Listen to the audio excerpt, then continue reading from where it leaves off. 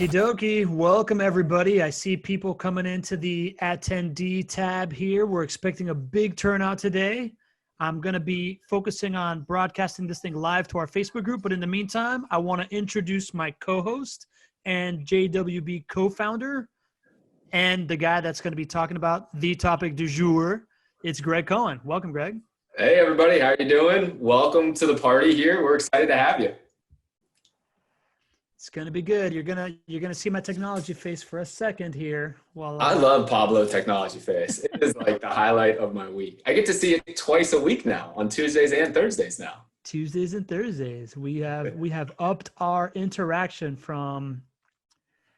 Give me 1 second. From Tuesday instructional format, Thursday heavily Q&A format. We try to do a little bit of both in both, but today is mostly a topic that everybody's been asking about, man. And I'm gonna put you through the ringer. I know you challenged me to really ask the question. I represent the audience, right? Like I want to know, not everybody here is an expert like you.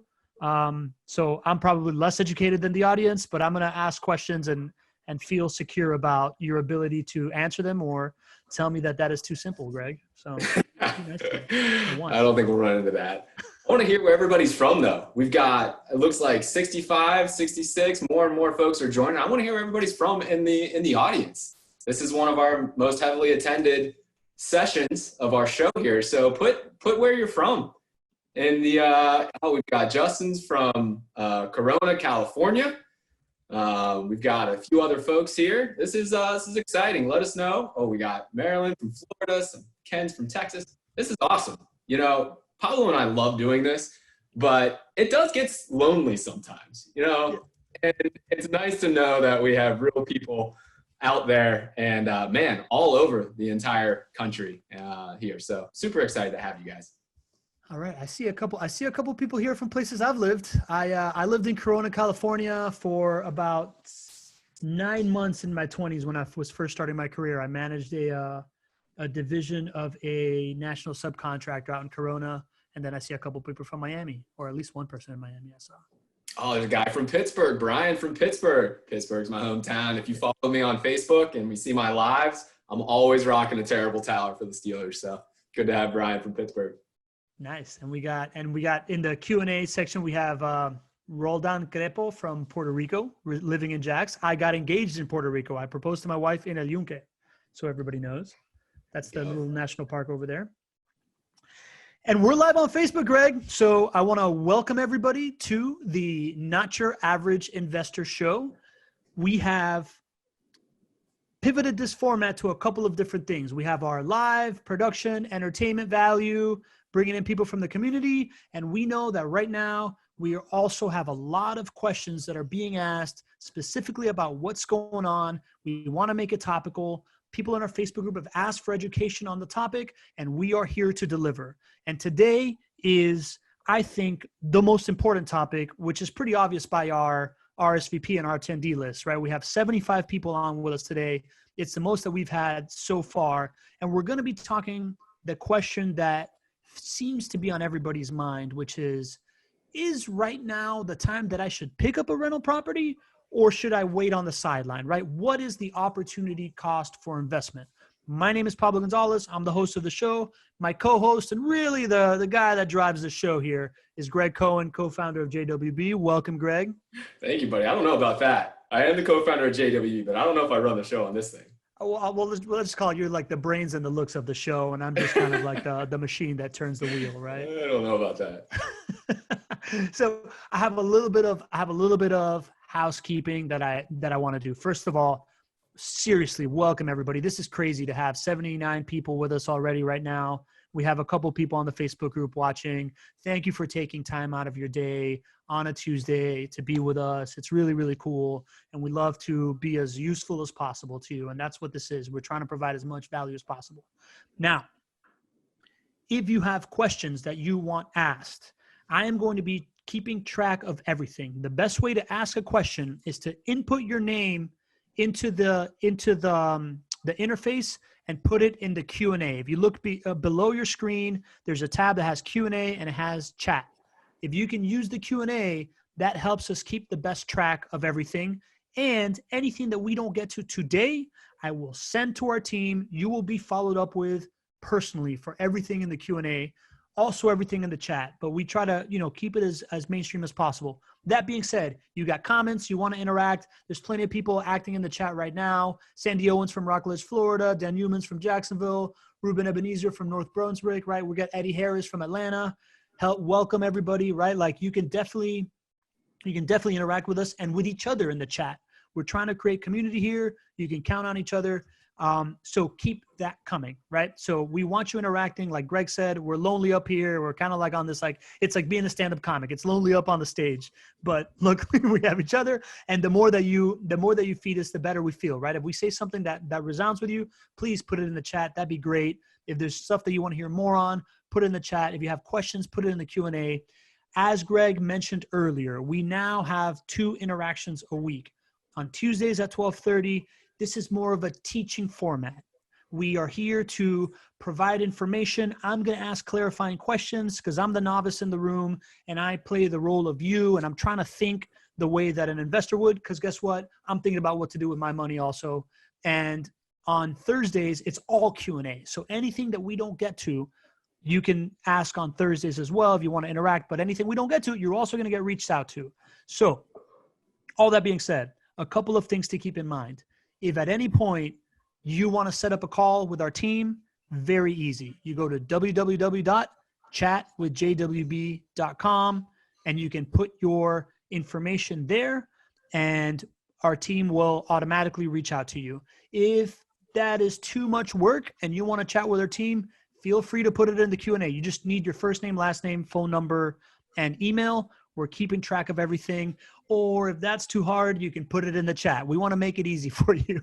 If you tell us to call you, we'll call you on any of these formats. But you got to put your full name. You got to put your phone number. You got to put your email address. We're 99% sure that you don't see the questions and answers that are popped in the Q&A. So that's, if you don't want your information out there, you can use the Q&A. But if you want to be 100% certain, you can go to the website, chatwithjwb.com. Super easy. If you want to register for the Q&A on Thursday, and we invite you to come, right? Because that's when we really, really interact a bunch and you can get anything answered that you want. And later on, we turn those questions and answers and we make it into content that we distribute. So you might get JWB famous. We've just been looking at our social media stats. They're going through the roof. So if you really want to get famous, I'm just kidding. If you just want your question answered publicly and help other people with it, you can go to www.jwbq&a.com, spelled out. And lastly, we're going to mention our Facebook group a bunch because that's where Greg goes live every morning. That's where we interact. That's where our community lives. And it's a really value-add place that we're trying to connect people and connect to people. So we kind of call it our cool club. If you want to be part of the cool club, super easy. Go to jwbrealestatecapital.com/group. I'm going to copy and paste all that information right now and put it in the chat so that everybody sees it after. It's at the top of the chat, but it's also right now after the whole onslaught of everybody saying where they're from. Thank you. That was a mouthful. I'm glad I got done with that. Give me a grade on that, Greg. What, like a B minus? Man, your housekeeping list gets longer and longer every single episode. You do it with grace, brother. It's a mouthful, man. I try to zoom through, I try to really get through it because look at it. We're 9 minutes in, right? And we want to keep respectful of everybody's time. So that being said, the topic of the day, what everybody's asking about is, should I invest now, or does it just make sense to sit on the sideline with whatever money I have set aside for investing? And I think number one, Greg, I think the first thing that is most important is, what do you think about? What is the money you use to invest? How do you make the decision to invest or not invest on a zoomed out level? What should we be playing with here? Yeah, and I think this is a really personal decision for everyone. So I'll tell you what I was thinking. As coronavirus, the full brunt came to be known, we understood that social distancing is a way of life. I think most investors, myself included, my first thought is, okay, reserves, right? This is a time to think about your family. Think about your business if you have a business. Think about the reserves that you need so that you're not staying up late at night worrying, right? And a general rule of thumb is 3 to 6 months of expenses is what people should keep in reserves. It's a personal decision. It might be more, it might be less. It might be more now because of coronavirus. So I think that's where everybody should go first. Take care of yourself and your family and your business first, and think about your reserves. But at some point, Pablo, you get to a point where you've got money, you need to make a decision with where to invest, and just simply keeping it under the pillow just doesn't seem like the right thing to do at a certain point. You know what I mean?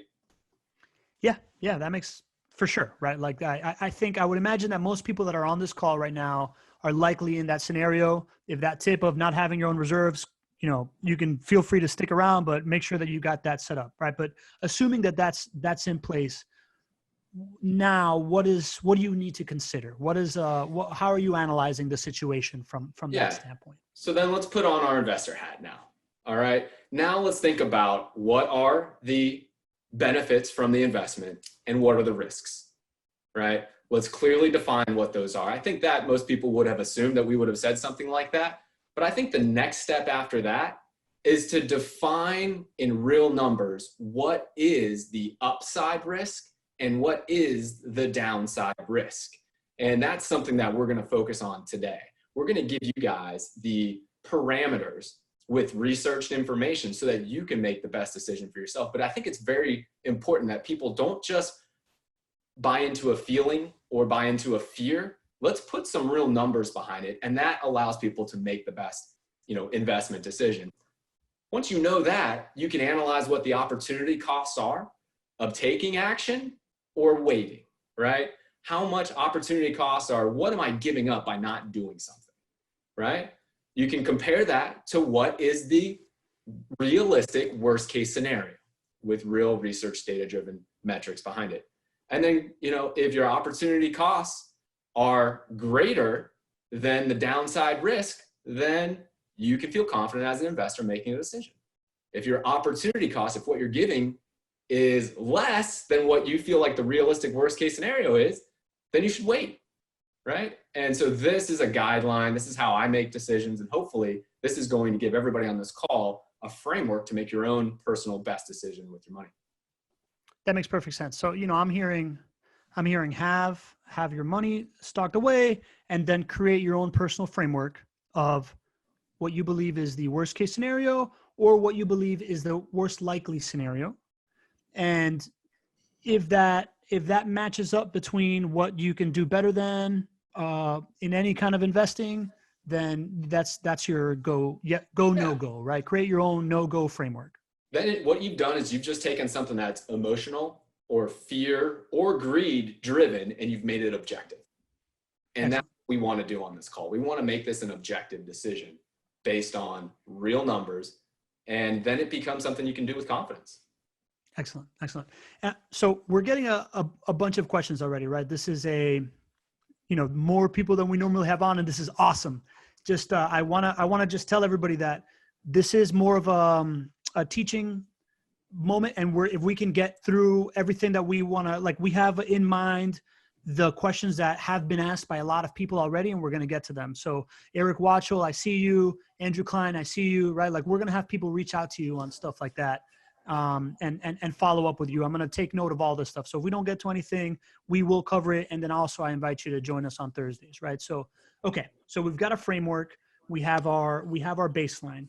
And so then I guess the number one question that I know that you want asked is what is the potential return on investment for a rental property in Jacksonville? And full disclosure, Greg knows that I'm asking him these questions, and he's the most prepared person in the world. So he has some slides that I know will help explain his point that he had given me ahead of time. So if he gets into that stuff, I'm gonna be putting that up. And one obvious one was going to be this question. So I'm going to put this slide up as you talk about it. Absolutely. And these are the questions that we're getting from current clients. That's how we get all of our content. For sure. What are we hearing from our sales team? What are we hearing from the Facebook group? And that's what we bring live to you. So, let's take that from sort of the theory of how to make an investment decision to, all right, let's look at a JWB rental property example. I would assume most of you who are on this call are interested in rental properties investing. You're interested in JWB, you're interested in Jacksonville, or maybe in a different market. And I think if we look at a specific investment, this will be a great framework for you to be able to make that decision. So what Pablo is putting on the screen here is a recently sold JWB investment property. And going back to the previous discussion we just had, we're going to look at the positives here. We're going to look at the upside. We're going to look at the cash flow and other benefits that we get. And in turn, that would be what we would give up if we didn't make the decision. Okay. So the first thing here, you're going to see this is a brand new construction rental property. If you're not familiar with JWB, we sell brand new construction rental properties that already have tenants in them, and they produce this monthly income. All right. You can see some of the stats. You can see the address. You know, the purchase price is $193,000, 3 beds, 2 baths, and it's leased out for $1,425 a month. Not so crucial to get into all of those numbers right now, because the main thing that we need to understand is, what is my positive monthly cash flow coming from this investment, right? This is the upside. And the great thing about investing in something like rental properties is that you don't have to wait for the value to go up, right? You get monthly income, which is real tangible and in your bank account. So the key takeaway here is, for a typical investment property, which is what we're going to use for our example, you would earn $225 a month from the positive monthly cash flow. That means the rental income that we collect minus all of the expenses would net you $225 a month. Make sense? That makes sense. So $225 a month cash flow. So that is in your pocket cash that, you know, from whatever investment you made. Does that include, are you including like appreciation? Are you including stuff like that? We're not including appreciation, but you bring up a really good point, right? The cash flow is one benefit of this. There's another benefit, which is your principal pay down of your loan. See, Pablo, if you buy a property today and you have a loan on it and you collect rent for the next 6 months, part of that is actually going to pay down your loan. And because it's positive monthly cash flow, that means your tenant is actually paying down a portion of your loan, right? So each month, your loan is actually getting paid down. So that's the second upside to this investment, right? You first had your positive monthly cash flow. Next, we need to define what is your principal pay down for this property. And then the third is potential appreciation. I did not include potential appreciation in those numbers right there. But for comparison's sake, everybody should understand that from 1991 all the way through present, over a market cycle here, a very long time, right? The historical appreciation rate in Jacksonville comes out to just about 4.3% on average each year, right? That is a tremendous impact on your long-term home price appreciation, which in turn affects your overall gains on your investment decision. So really, we're talking about positive cash flow, which we defined as $225 a month, right? We've got your we've got your principal pay down, which we'll define in just a second. And then home price appreciation historically has been about 4.3%. In up markets and in down markets, the average has come out to about 4.3%. I hear principal pay down and I envision kind of what you're talking about. When you say in past calls that you've talked about leverage, you kind of take out a loan to leverage your money, and then the principal pay down is you paying yourself back through the cash flow from the tenant, plus some of it comes in your pocket, right? Is that pretty accurate? Yeah, there are profit centers that people don't always factor. Okay. Those profit centers, people usually pay attention to the monthly positive cash flow, right? But there's other profit centers. There's what is your loan balance being paid down over time from your tenant, and that's in addition to your positive cash flow. Right? That needs to be taken into account, especially if we're doing this discussion, which is, what am I not getting by waiting, right?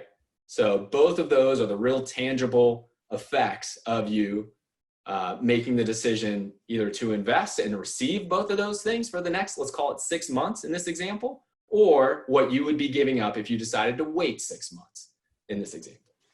Okay, and this is, Juan Duque had a good clarifying question. The 225 free cash flow, that's net positive leverage, correct? That's correct. This is assuming that you took out smart debt to buy this property and you put down 25%. Okay. And can you talk to the financing rate and amortization schedule? That's a question that he has. Is that a simple question, or is that something that we need?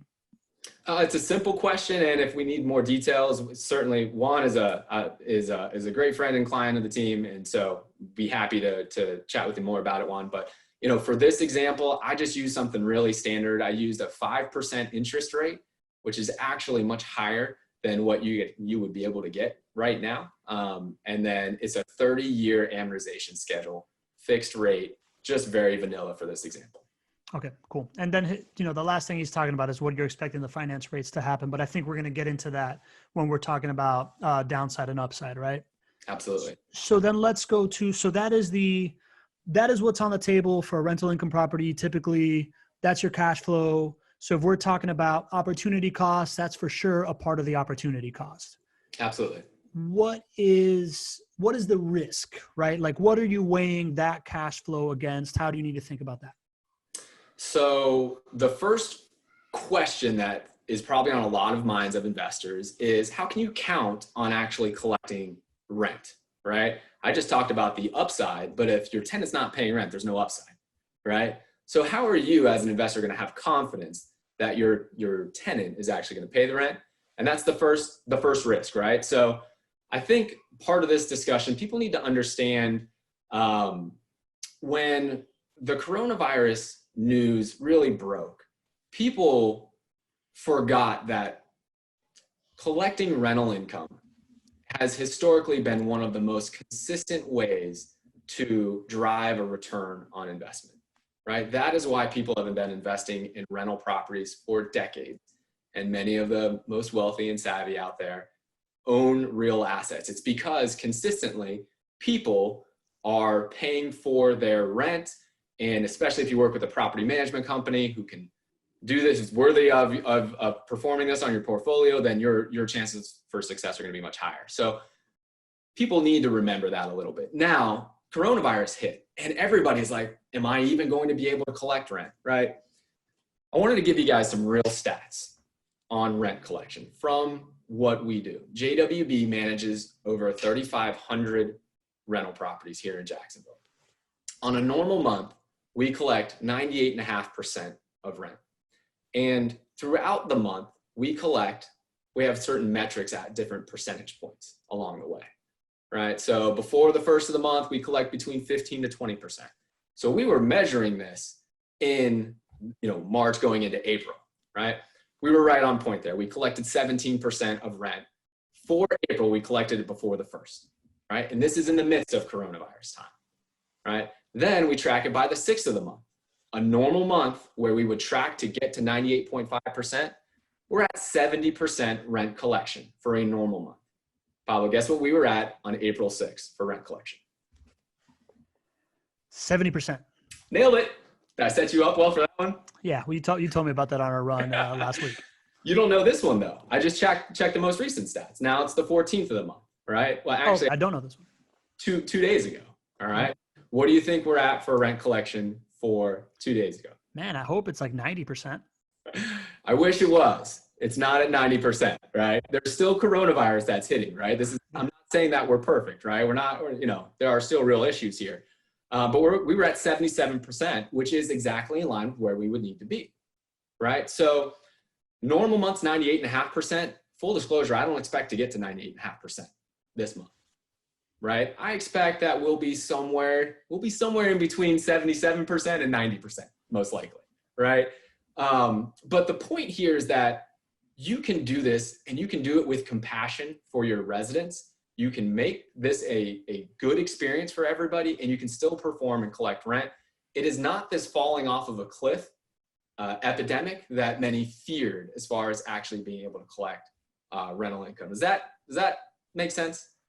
Yeah, that makes sense. And, I hope that we have a bunch of questions like blanket about rent, right? So Andrew Klein, Juan Duque, Matthew Provenzali, Chuck Duffy, that's why we hadn't addressed those. I knew we'd get into those statistics specifically. And some of you have a little bit more specific things. We can reach out to you and let you know about that, right?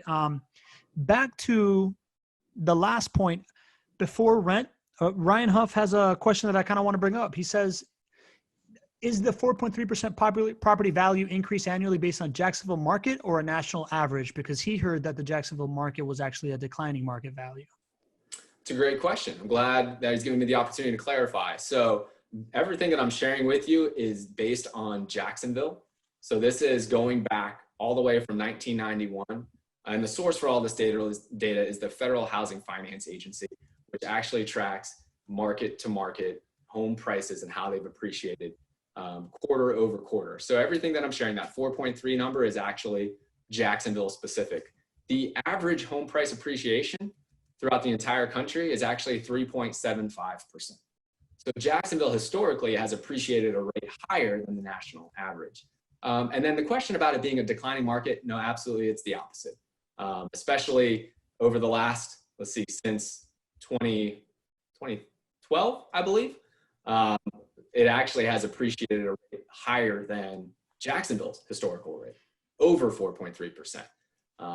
So great question there. I'm glad I had the opportunity to share that. Yeah, great. So, okay, so we talked about rent. What else is downside, right? Like, so obviously rent, missing rent.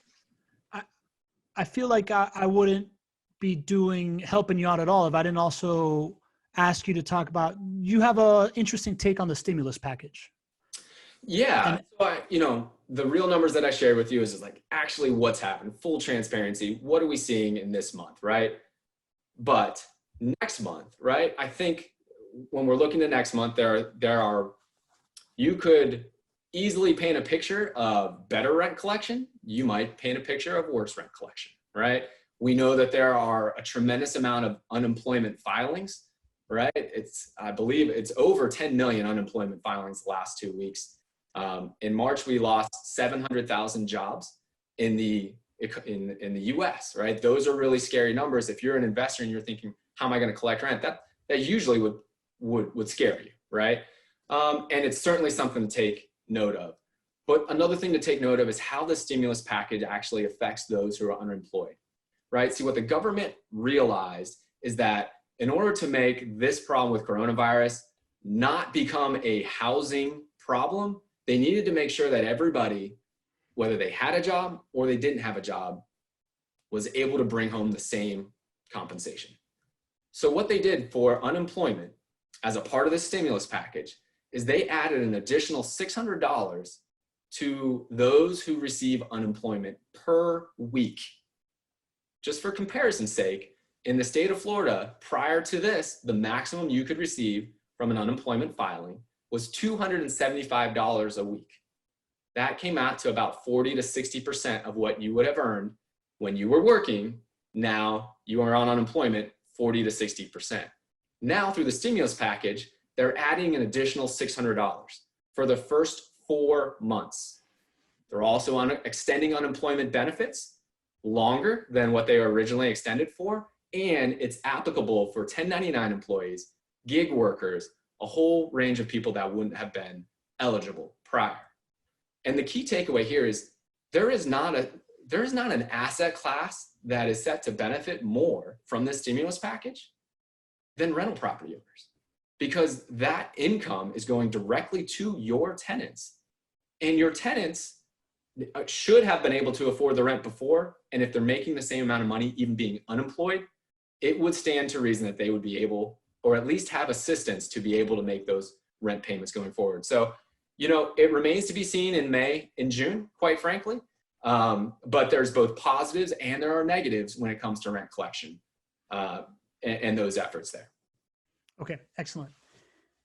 I want to ask the elephant in the room question before we get too far past 1 o'clock. We're obviously going to be here longer. There's plenty to offer, but anybody that has to go, I want to ask the elephant in the room question. Obviously, rents is a fear, but is there a risk of a property that I buy today going down in price and therefore costing me on the overall ROI of what my investment can do? I think that's the one that people really are thinking about. Why would I wait? Absolutely. Listen, if you're hearing all this negative news and you're saying, well, why would I buy a property today that maybe 6 months down the road, it would cost me less to buy it, right? I think this is where we can get so data driven, and I think that create that framework for somebody to make the call for themselves. So I think what people need to, again, have perspective is where the real estate market and where home prices were coming into coronavirus time. The best leading metric that we have been tracking all the way since 2014 at JWB is called months of inventory. What we're really tracking is how many houses are on the market versus how many sold last month. And history teaches us that an equilibrium market is between 6 to 7 months of inventory. All right, do you know how much appreciation that would indicate if you had between 6 to 7 months of inventory, Pablo? See if you've been paying attention. 4%, 4.5%. Well, yeah, 4.3% is the historical average. And if you have an equilibrium market, that would suggest 4.3%, right? If you have a lower than 6 months of inventory, that would suggest it's a seller's market and you would see upward pressure on pricing. You would expect higher than normal home price appreciation, right? If it's above 7 months of inventory, then it's a buyer's market. You would expect downward pressure on home prices. Doesn't mean it's going to depreciate. It just means that it might appreciate at a slower rate, okay?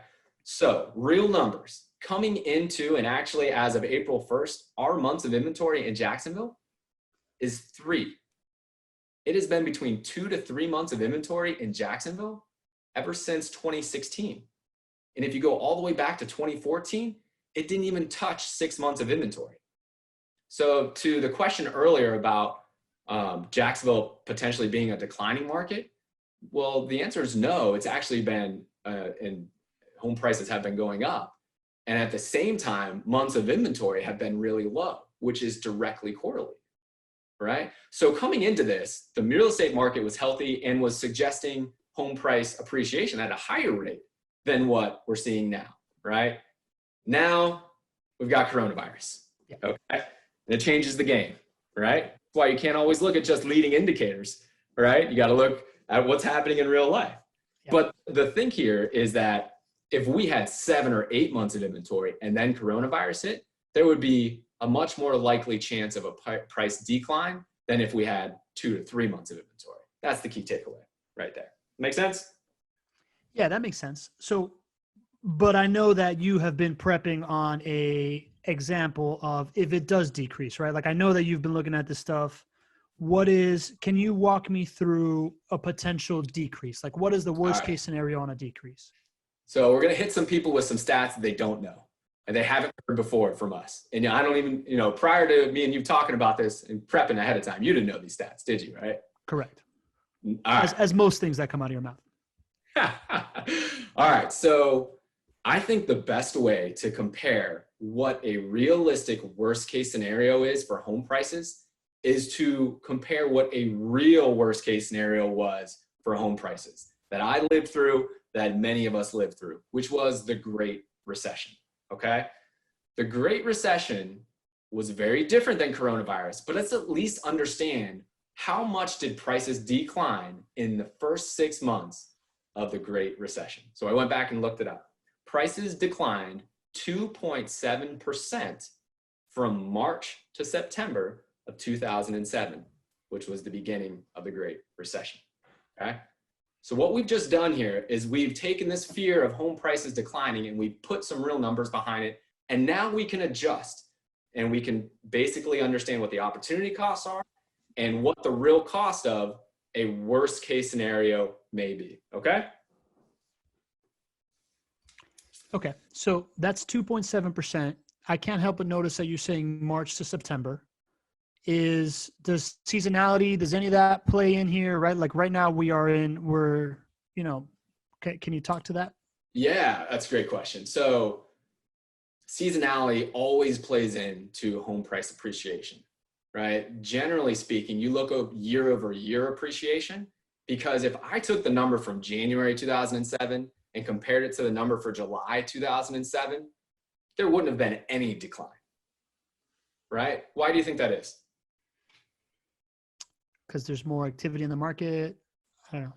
Yeah, in a normal month, people are outside in the summer trying to buy houses, right? In the winter, it's cold and people aren't going out to look as much. It happens year over year over year. So what I did for this data is I wanted to pull real time when coronavirus hit was March And in the Great Recession, I chose March because I wanted to eliminate any seasonality, because I really wanted to see what was that decline taking away as many variables as possible. So that's that 2.7%. But I think we need to talk about the differences between coronavirus and the Great Recession, right? Sure. Well, do you want to do, yeah, let's talk about those differences for sure. So what are the differences between those two? And then let's do I would like for you to run those numbers that you kind of spoke to me about of the comparison at worst case scenario. And then I know that we have prepared a couple of different scenarios that we're going to run through of different price points and what we're going to do. So let's talk about the difference. Well, the differences are so huge, right? So in the Great Recession, I lived through it. We all lived through it. Some of us were in real estate at that point. It was so different, right? The Great Recession was it happened because of real estate, right? It happened because of subprime lending is the biggest culprit. People were getting loans that they shouldn't have been getting, and that was inflating home prices. And it all came down because it was a house of cards, right? It was a systemic problem, okay? Months of inventory going into the Great Recession were way high. They were way higher than 6 to 7, right? Comparing that to where we're at with coronavirus is temporary. You talk to the leaders in all walks of the economic world, and you just talk to real people, and people understand that this is temporary, that people want to get out and buy houses, that people can afford to buy these houses, that loans are still relatively difficult to get, which they should be, and it's temporary, right? That's the biggest thing, right? Comparing it. So it's a temporary situation with coronavirus versus a systemic problem.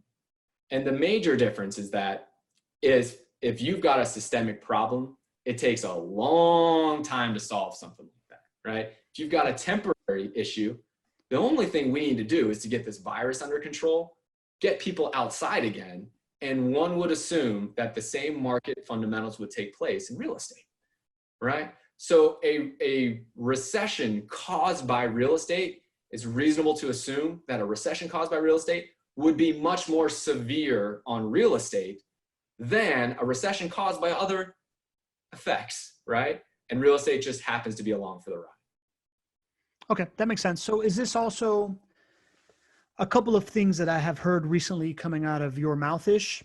Number one is the recession fallacy, right? Like the fact that in every other recession, except for the Great Recession, real estate didn't drop. So is that just is it even fair to think of, because I know you're going to compare the prices to worst case scenario of Great Recession. Is that a fair comparison, or can we also just chalk this up to it won't be Great Recession because it was an endemic?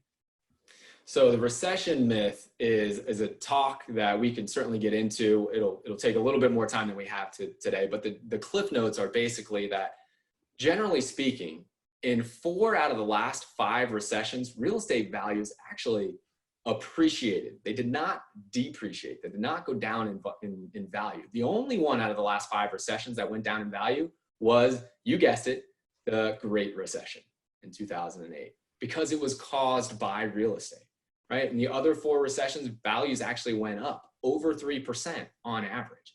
So there's this myth out there that if we're in a recession, you automatically are going to have a housing crash. That's just not accurate. Now, do I know exactly how that's going to play out here? This is a brand new animal that we've got with coronavirus, right? So I'm not banking my decision on the data behind the recession myth. It is one data point to understand, but it's not something that I'm putting my full weight into. If this was a normal developing recession, I would go much stronger in that opinion that it would follow a normal recession myth. But, this is something new. We're all going through it for the first time. Okay. So that is the case for us to use that 2.7% as worst case scenario and not go further than that, because that was such a bad case scenario that wasn't comparable to anything else. And, therefore we'll use that as worst case, right? That's the floor. The likelihood of it being worse than that is very, very unlikely. In my opinion, it's very unlikely, right? Okay. Because I'm looking worst case scenario, what happened at the Great Recession, and then a realistic worst case scenario is not as bad as the Great Recession, in my personal opinion. It may be in somebody else's opinion. That's where the personal choice comes in. But for me, I'm looking at what was caused by real estate, what recession was caused by real estate, what was going to be reacting more severely, and then what happened. And that was that 2.7% drop over 6 months. There are certainly arguments to be made that it might not be that severe because it wasn't caused. It isn't caused by real estate. It isn't caused by the market. Right? Got it. And do you consider, Eric Watchell is asking, do you consider the Case-Shiller index for downside valuation risk? You know, Case-Shiller is something that is quoted often. I think that real estate is a hyper-local decision. The Case-Shiller goes across the market, the entire country, and talks about values. It's nice to look at, but I think when you're making a decision with your money, you focus on real data from a real market rather than the entire country, because there is no national real estate market. It's hyper-local. So no, I don't really pay much attention to the Case-Shiller. Okay, and Matthew Provenzani has an interesting take here. Market drops in 2007 don't reflect the real story. In 2008, single-family median home prices in Jax dropped 22%. Does that number hold water? Yeah, I mean, overall from 2007 to 2011, the market dropped a total of 35%. Oh, okay. So what he's pointing out is absolutely true. Now, the reason that I chose the first 6 months of the Great Recession is because that is most applicable to the first 6 months of the great shutdown that we have right now, the coronavirus shutdown. So great data, right? But if we're trying to compare apples to apples, which was my intent, you focus on the first 6 months for both. That makes sense. That makes sense. All right. So it's because we're going apples to apples. So now I'm going to put up the slide that you had sent me of the total opportunity cost of waiting, right? So if our cash flow to wait on the sideline for the next 6 months this is for 6 months, right? Yeah, let's go back a couple of slides because I kind of broke it down a little bit there. Okay. We'll get there. But really what I wanted to do is to put myself in the mindset of an investor who has $150,000. And this investor probably was already thinking about investing in rental properties ahead of time, was kind of ready to go, maybe was pulling some money from somewhere else and it was ready. And then coronavirus hit, right? What should I do if I have $150,000? Should I wait or not? And in my mind, 6 months was that time to wait. I chose that. It may be different, but that's going to work for this example. So yeah, so if you bring those slides back up, we're going to talk about what is the opportunity cost from cash flow and what is the opportunity cost from principal pay down. And we're going to compare it to how much the market would need to drop to justify waiting, which is, I think, what's going to be really insightful for everybody. So if you are that investor, right, and you've got, well, let's go back one more slide. Let's go back to the cash flow, right? Let's start there. You got that investor, you've got $150,000 to invest, and you buy 3 rental properties, right? You've got conventional financing in place, which was one of the questions earlier, just to use a simple amortization schedule and whatnot. You're going to earn $225 a month in positive cash flow from each of the properties. So 3 properties times 6 months times $225 of positive monthly cash flow gets you to that number, which is just over $4,000 in positive cash flow. That's what you would earn if you made the decision today. And then, of course, 6 months later, that would be the total. Okay. So that's cash flow. Yeah, that's cash flow. Now we got principal pay down, right? What's principal pay down, Pablo? Principal pay down is paying myself back for the loan I took out to leverage my money. Exactly. And your tenant's paying it. So your tenant in the same example is contributing $178 a month that's going to pay down your loan. You don't see it in your bank account, but your loan balance goes down every single month. So 3 properties times 6 months at $178 per month of principal pay down is another $3,200 of upside, of benefit that you would get if you invested. Got it. And Eric's asking about cash buyer versus leverage loan. We're going to get to cash. We're going to get to a cash example in a little bit, Eric. So total here, just a slide, just to make it simple for everybody. The opportunity cost of waiting 6 months, what you would not earn is roughly $70,254 cash flow and principal pay down that you would be giving up if you decided not to invest. Okay. Okay. So this is cash flow that we are giving up not to invest, right? Like this could be in our pockets. 2 fears were the rental, that cash flow stopping because of a renter not paying their rent, to which we address some about what the market is actually performing and what isn't. Do you want to talk about how you're also curbing that downside risk for the next 6 months?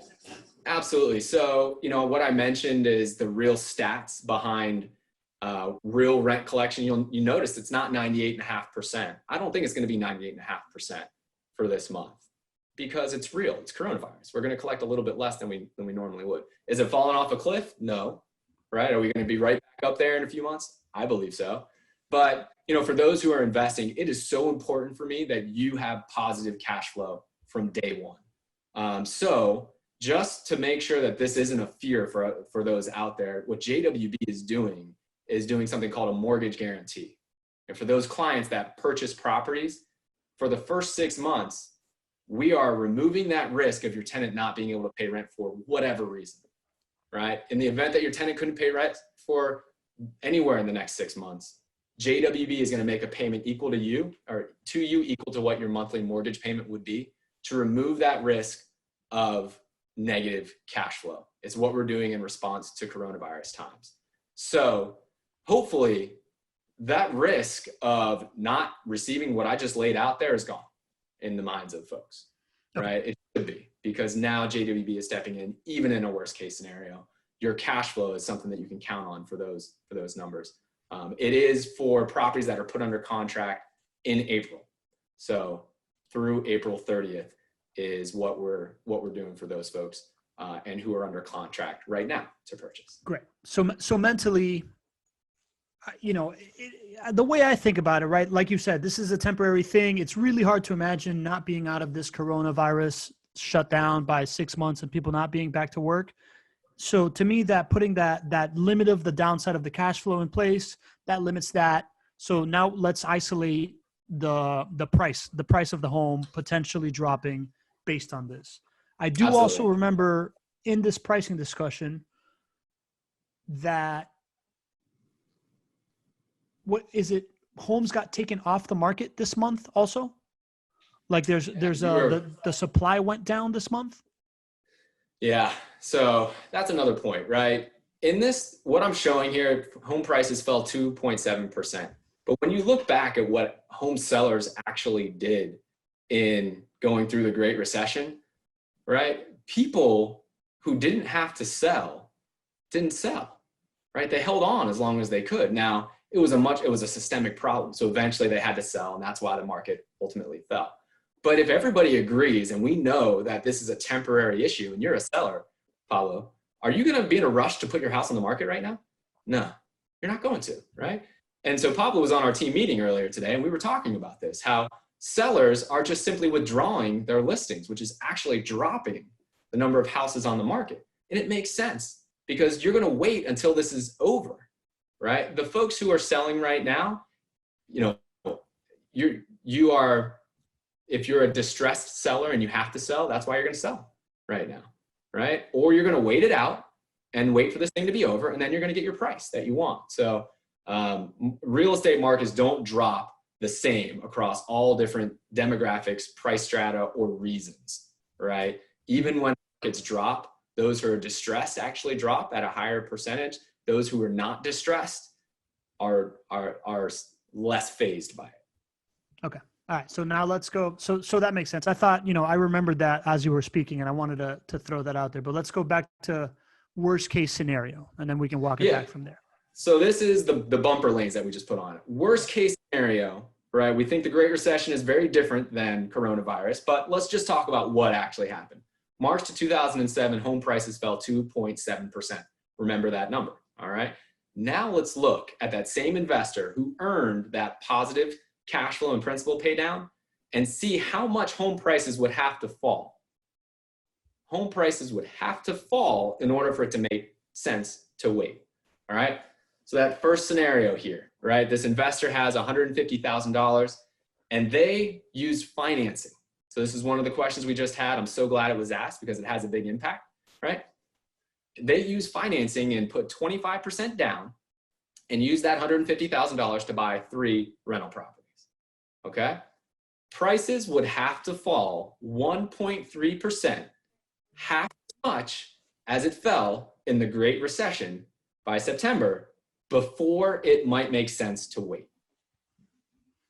Okay? So real numbers. If you think that prices are going to be half as reactive as the Great Recession, then it's going to be a wise choice to invest all the way up to the point of a 1.3% decline in Jacksonville housing prices. Think that helps people make a decision? I think that's really useful. So if we're trying to help people draw the frame, then it's worst case scenario, Great Recession. If you don't want to discount the risk based on the things that we've just explaining, the very, very low MOI, and the need to ramp up to a higher MOI before that happens, the fact that, you know, the distressed sellers are not immediately popping onto the market because everybody thinks this is temporary, the 6-month guarantee, so there's a 6-month buffer in there. If you think that all those things can curb the risk by 50%, then at that point it would make sense to I guess to finance, right? To finance the 3 properties and do it that way. At that point, then you're break even / whatever, without even thinking about, as I'm thinking about it, if it was my own money, without even thinking about what else are you going to do with that cash? Like, are you going to have it like in a box? I mean, am I going to put it in the market right now? Like, I know that the market yesterday went like up 1%, but other stuff lost. And that's kind of crazy. I'm trying to make money side betting there, but not with things that I count on. Right. So, okay. So that makes sense. So then the filter is it 50% is bad to finance it, right? You want to talk, am I missing anything there? Well, we're gonna talk a little bit more about the financing a little bit more, because let's look at how it affects cash, and then I'm gonna throw a bonus question to everybody out there that I might stump some people. All right. Okay.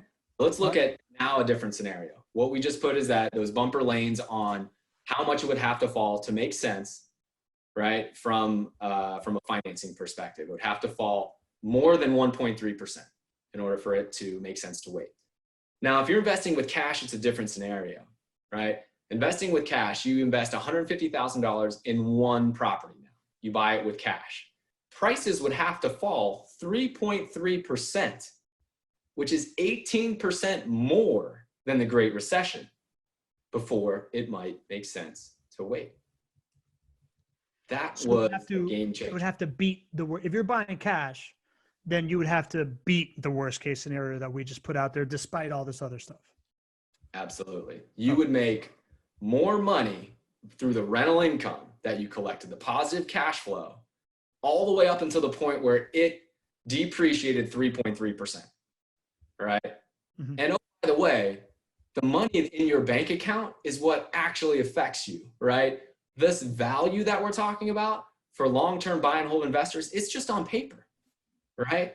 I bought 40 rental properties in 2006 before the Great Recession happened. I held those properties through the Great Recession, and I had positive rental income coming in. Did I care that the house values dropped, on paper? No, it didn't matter. So definitely take into account, while I'm just pointing out the numbers of how much it would have to drop, there's a real value for money in your bank account from cash flow versus just on paper of what your home value may be. That makes, I hadn't even thought about that, right? So Tuan Huang, I hope I'm pronouncing that correctly. He said he stepped away for a second. If you could re-explain the 6-month guarantee, because I want to frame it as,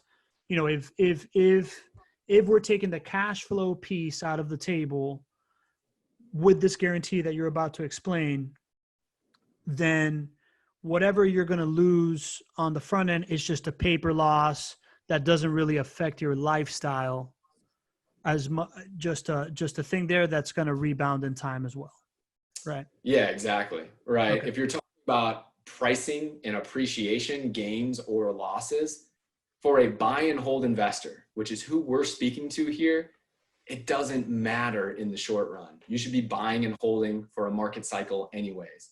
And at the end of the day, home values come back to their historical norms for average appreciation rates, right? So it didn't bother me when I owned those 40 rental properties in 2006 and the values went down in 2007 and 2008. didn't matter to me because I was going to hold on to those things for 20 years. Plus, I still own those and a whole bunch more today. So, but what I really cared about was cash flow, right? I cared about what hit my bank account because that's what kept the lights on for me. What if you care less about cash flow and more about in 10 years when you cash out, what's the extra money you could have made if you would have waited it for it to drop 2% or something like that? What would you say to that? Well, that's where this framework that we're providing speaks directly to that investor, right? It's that investor who's concerned about buying today and then maybe prices declining in 3 months or 6 months. Even if that would happen, what we're showing is that the positive rental income and the principal pay down would net out any potential loss from pricing. Does that make sense? Yeah. Yeah. And I guess now after I asked the question, because you're talking about the investor that we're talking about, right? Like after I asked the question, I'm thinking the investor that cares about making that extra 2% in 10 years based on the pricing point wants to be super hands-on on buying something, right? Like it's not the passive investor, right? Typically a flipper is much more concerned about where pricing is 3 months or 6 months from now, right? We're not flippers here, generally speaking. Right? If we were flippers, I'd be having a much different discussion, right? It would be, we better know where pricing is going to be in 6 months, right? For our discussion here, for buy and hold property investors, for my personal decisions, I'm continuing to buy rental properties. I'm continuing to add to my portfolio. It's because I know I'm going to hold on to these things for 20 plus years. And at the end of 20 plus years, I'm going to have a nice 4% bump from appreciation, no matter what happened, right? Because as the viewer was asking earlier, right? Home prices went down from 2007 to 2011. But do you know that from 2001 to 2020, even though we went through the Great Recession where values went down considerably, from 2001 to 2020, a full market cycle, prices on average in Jacksonville are over 4% appreciation on average. Things come back to the norm, right? So I think the original question for Juan was about the mortgage guarantee. So I'll take a couple of minutes just to explain that. Is really critical. And the important thing is that if folks are interested in this, right, this is for properties that are put under contract through April 30th. I would highly encourage you to get on the phone with my team because, you know, usually we want to bring clients on over a couple of weeks, right? Or maybe a week, right? It's you're not going to get on the phone with my team and buy a property today, right? So it's a time to start that discussion. So you can go to chatwithjwb.com. You can put your information in the Q&A, first name, last name, phone, and email, and my team will reach out to you. We'll get one of those calls set. But the mortgage guarantee basically takes the risk of negative cash flow off the table for clients who put properties under contract now. So for a full 6 months, JWB is doing what's called a mortgage payment guarantee. In the unlikely event that your tenant wouldn't be able to pay rent for any reason, JWB would be making a payment to you equal to what your monthly mortgage payment would be. And this takes that risk of not receiving the cash flow off the table for you. So this is our response to coronavirus and a way to solidify those cash flows, which at the core of it, what we're teaching here is based on an opportunity cost of what rent you would be able to collect. So this is that way to make it concrete that that's something you can actually count on, and then use the rest of what we're providing here as this framework to be able to make your decision. Excellent. So guaranteed mortgage payments for 6 months. This is for new properties under contract, right? Whether you are, it doesn't matter if you're a new client or an old client, but this is, if you're buying something right now with JWB, then you can rest assured that the mortgage payment will be paid either by the renter or by JWB for any new property that you're acquiring. Exactly. Just making sure, because it's, you know, they asked if this applies for new clients or old clients as well, but it doesn't matter if you're an old client or new clients for new properties.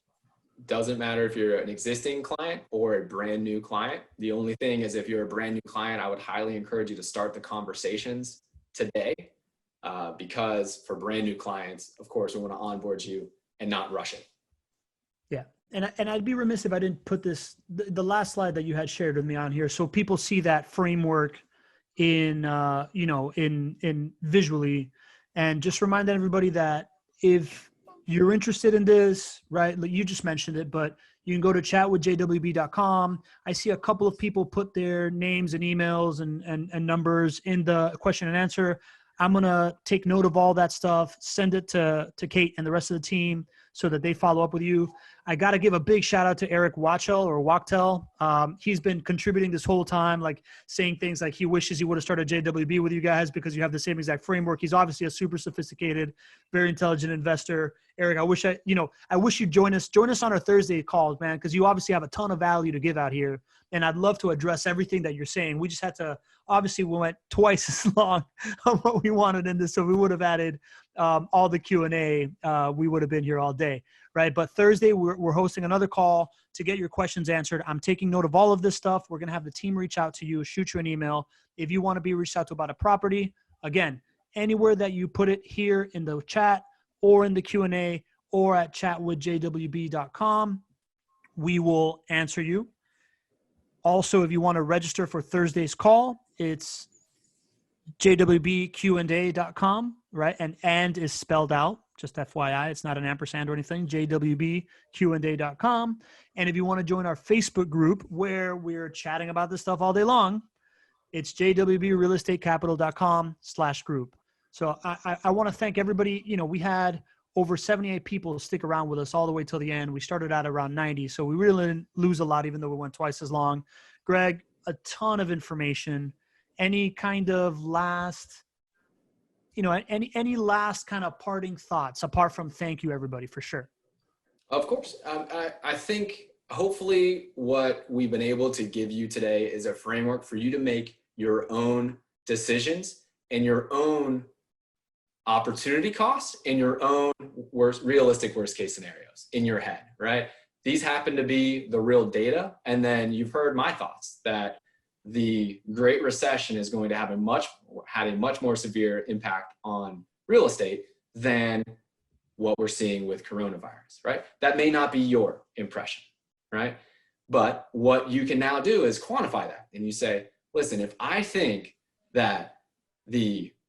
coronavirus's impact is going to be 18% more than the impact from the Great Recession, well, you know what? It doesn't make sense for you to invest right now, right?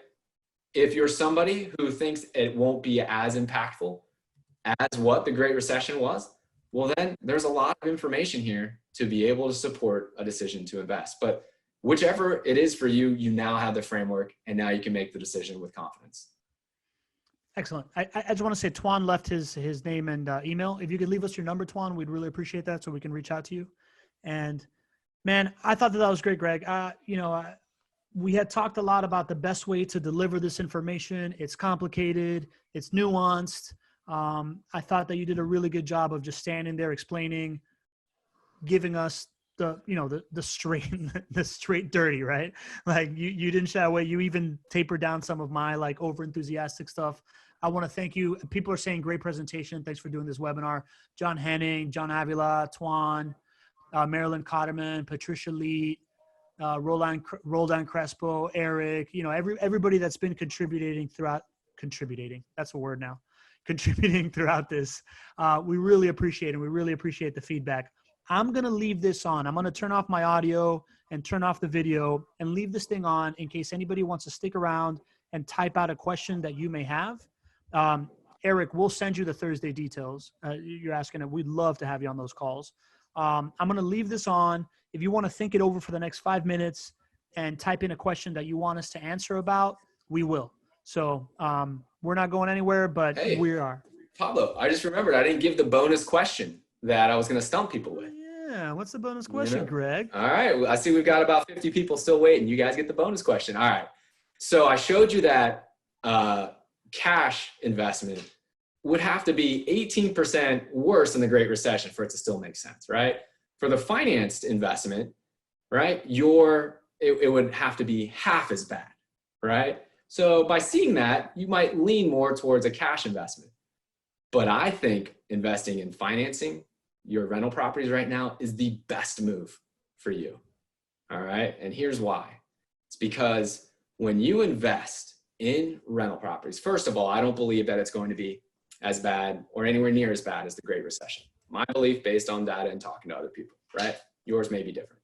So I don't think it's going to be nearly as bad. Even if it was, I would still invest with financing. And here's why. Because I know after a 10 or a 20-year hold, my overall home price appreciation is going to average about 4% a year, a little bit over that. I know it. It's happened time over time. It happened to me investing prior to the Great Recession and after the Great Recession. So I know it. The other thing is that through this stimulus package, there is a tremendous amount of capital that's being infused into the economy, right? There are more dollars being pumped into the economy, and over the next coming years, you're going to see more dollars in the economy than goods and services. That's another way of saying a term that I love as a rental property investor, right? What is it, Pablo? What am I talking about? I wish I could take credit for getting this, but Tuan already put it in the chat. Hedge versus inflation.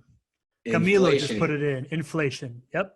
And some of you who are on the group, you read my post about recommending a great podcast to listen to. I'm going to steal this from my friend Keith Weinhole on the Get Rich Education podcast. Keith calls it the triple crown, right? When you're a rental property investor and you buy with smart leverage, you buy with smart debt, you win the triple crown. Because in inflationary times, inflation tends to bring up the price of your rent, and it tends to bring up the price of your home. So that's two legs of the triple crown, right? What it also does is your debt payments, because you got smart debt, your debt payments, interest rates low right now in the 3s, which is incredibly low, and it stays the same. So while the value of your rents goes up and the value of your home prices goes up, it gets easier and easier. The debt payment gets devalued, right? It becomes easier to pay off your debt with that same dollar, simply because you're riding the wave of inflation. So while for those who stayed on here, the 45 or so folks who stayed on here, you got the extra bonus question here, which is why I believe those who invest right now with smart debt are setting themselves up for real long-term wealth, even in the face of what I just showed you as far as a cash investment would actually sustain more of a price decline. So there you go. There's your bonus. Drop the mic, Greg. Walk off. You're good, man.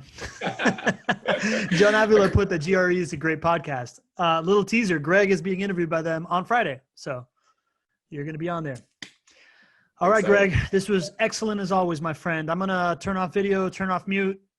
I'll see you later. And I want to encourage everybody to join us on the group. Go to jwbrealestatecapital.com/group. Continue the discussion. Join us on Thursday's Q&A. So many good questions here that we're going to just plow through these things on Thursday, man. Like, I don't even have to think before this next call because we have so much, and which is how I like to be. And again, if you want to set up a chat, I see you've dropped we got a couple of great names here that we're going to follow up with. But if you're thinking about it later, very easy. Chat with JWB.com. I hope everybody has a great rest of your week. Stay healthy. Hope to see you Thursday. Greg, take care. Great job. See you, everybody. Thank you for joining us. All right.